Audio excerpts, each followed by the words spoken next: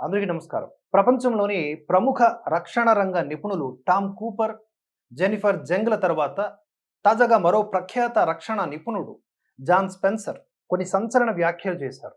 భారత్ కేవలం 3 రోజుల్లో భీకరమైన విధ్వంసం సృష్టించి తన పోరాటం కోసం ఐక్యరాజ్య సమితి లేదా మరే ఇతర దేశం యొక్క సహాయము అవసరం లేదు అని నిరూపించింది అని.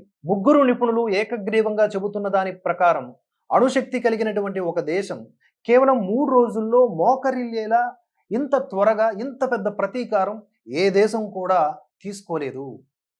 పాకిస్తాన్లో జరిగిన సర్వనాశనానికి సంబంధించిన సాక్ష్యాలను ప్రపంచం కళ్ళారా చూస్తోంది.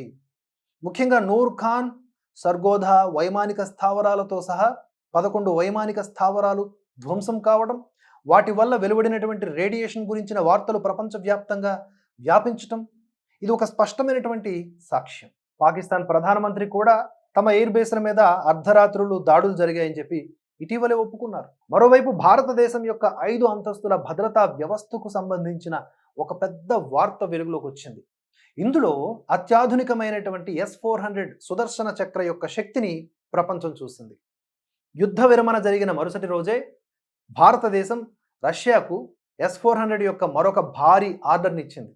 అంతేకాకుండా దీనికంటే కూడా అధునాతనమైన S-500 కొనుగోలు గురించి చర్చలు ప్రారంభించింది. ప్రపంచంలోనే అత్యాధునికమైన ఈ S-500 రక్షణ వ్యవస్థ ప్రస్తుతం కేవలం రష్యా వద్ద మాత్రమే ఉంది. ఈ వ్యవస్థ ప్రస్తుత వ్యవస్థల కంటే అనేక రెట్లు మెరుగైనది. 600 కిలోమీటర్ల దూరం వరకు, ఆకాశంలో 200 కిలోమీటర్ల ఎత్తు వరకు లక్ష్యాన్ని ఛేదించగలదు. ముఖ్యమైన విషయం ఏమిటంటే భారతదేశం తన మిత్రదేశమైన రష్యాతో కలిసి ఈ ప్రాజెక్టును భారతదేశంలోనే ఏర్పాటు చేయడానికి సిద్ధంగా ఉంది. కొత్త సన్నాహాల మధ్య భారతదేశం పాకిస్తాన్కు మద్దతు ఇస్తున్న టర్కీ మరియు అజర్బైజాన్లతో వ్యాపార సంబంధాలు తెంచుకోవాలని నిర్ణయించింది. ఈ టర్కీ, అజర్బైజాన్ ఉగ్రవాదానికి మద్దతు ఇవ్వడంతో భారతీయ వ్యాపార వర్గాలు టర్కీతో 100% వ్యాపారాన్ని నిలిపివేశాయి. టర్కీ మరియు అజర్బైజాన్ భారతదేశం నుంచి లక్షలాది మంది పర్యాటకులు సందర్శించే మరియు వ్యాపారం చేసే ముఖ్యమైన ప్రదేశాలు. భారతీయ పర్యాటకుల ద్వారా వారికి ప్రతి సంవత్సరం వేల కోట్ల రూపాయల వ్యాపారం జరుగుతుంది. ఇప్పుడు ఈ 2 దేశాల బుకింగ్లు వేగంగా రద్దవుతూ ఉన్నాయి. గుజరాత్, రాజస్థాన్, మహారాష్ట్ర, మధ్యప్రదేశ్లలోని టూర్ ఆపరేటర్లు స్వయంగా అన్ని బుకింగ్లను రద్దు చేశారు. దేశంలోని పాలరాయి అంటే మార్వెల్ వ్యాపారంలో 70% టర్కీ నుండి వస్తుంది. అనేక రాష్ట్రాల వ్యాపారులు పాలరాయి, ఆపిల్ అలాగే ఇతర వస్తువుల దిగుమతి ఆర్డర్లను టర్కీ నుండి రద్దు చేశారు. అంతేకాకుండా చలనచిత్ర పరిశ్రమ కూడా టర్కీలో జరగాల్సినటువంటి షూటింగ్ షెడ్యూళ్లను రద్దు చేసుకున్నాయి.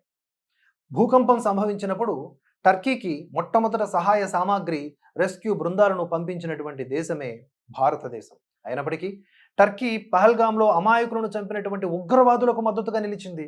భారతదేశం యొక్క ఈ బహిష్కరణ టర్కీ మరియు అజర్బైజాన్ యొక్క పరిశ్రమలు మరియు పర్యాటక ఆదాయంపై తీవ్ర ప్రభావాన్ని చూపుతుంది. స్వాతంత్ర్యం వచ్చిన తరువాత నేటి నవభారతదేశం ప్రపంచంలోని అగ్రశ్రేణి శక్తివంతమైనటువంటి దేశాల్లో ఒకటిగా ఎదిగింది. మరోవైపు 78 సంవత్సరాలుగా భారతదేశాన్ని నాశనం చేయడానికి ప్రయత్నిస్తున్న పాకిస్తాన్ 2 ముక్కలైంది.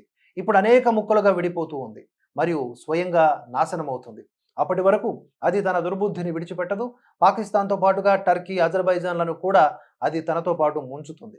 పాకిస్తాన్ యొక్క దుర్భరమైన పరిస్థితిని చూస్తుంటే బిఆర్ చోప్రా యొక్క చిరస్మరణీయ చిత్రం వక్తులో రాజ్ కుమార్ చెప్పిన 2 డైలాగులు గుర్తుకొస్తున్నాయి. చినోయ్ సేత్ జిన్కే మకాన్ షీషే కే హోన్ వే దూసరోం పర్ పత్తర్ నహీ ఫెంకా కర్తే. చినోయ్ సేత్ ఎవరి ఇళ్ళు అద్దాలతో చేసినవో వారు ఇతరులపై రాళ్లు వేయకూడదు అని. ఇంకో డైలాగ్ కూడా ఉంది. जानते हो ये क्या है? ये चाकू है जानी, हाथ पे लग जाए तो खून निकला था. తెలుసా ఇది ఏమిటో? ఇది కత్తి జాని చేతికి తగిలితే రక్తం వస్తుంది అని.